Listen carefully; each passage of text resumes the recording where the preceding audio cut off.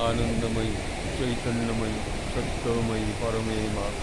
এখানে 1910 সালে স্বয়ং শ্রী অরবিন্দ এসে উপস্থিত হয়েছিলেন এই মহাসমুদ্রের এক প্রাণ প্রান্তরে। মহাসমুদ্র যেন তাকে আলিঙ্গন করেছিলেন।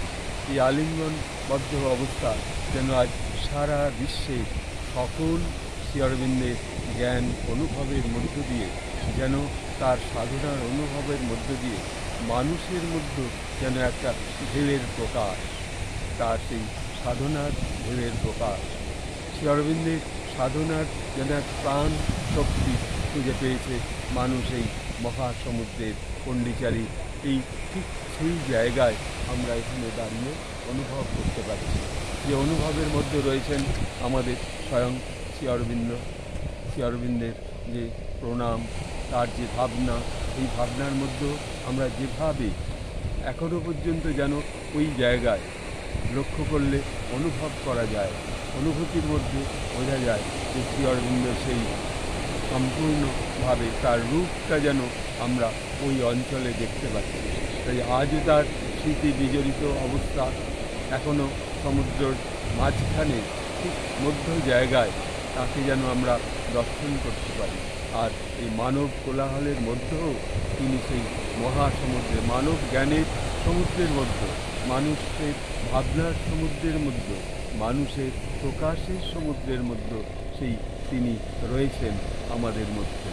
এবং সকল শিক্ষার মধ্যে যেন শ্রী অরবিন্দের সেই প্রকাশ যেন আজ ধীরে ধীরে এক হোমকুণ্ডের মতো জাগরিত হচ্ছে।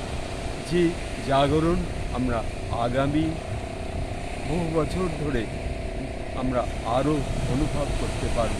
তিনি যে সেই মহাশক্তির জ্যোতিশক্তিকে আলিঙ্গন করে এই ভারতবর্ষের মুখে তিনি নামিয়ে এনেছিলেন, সেই শক্তিতে আজ ভারতবর্ষ ধীরে ধীরে প্রজ্বলিত হচ্ছে। এমন ভাবনার মধ্য দিয়ে আজকে আমরা এখানে আরও তাকে পাবার জন্য এই আকাঙ্ক্ষায়, এই আশায় ওম নমো ভগবতী শ্রী অরবিন্দায় নমঃ যেন উচ্চারণের মধ্য দিয়ে তিনি সেই প্রকাশ করছেন আমাদের মধ্যে। তিনি উপস্থিত, যেমন শ্রীমা সকল শক্তির মধ্যে, সকল ভাবনার মধ্যে বলেছেন, কি বলেছেন?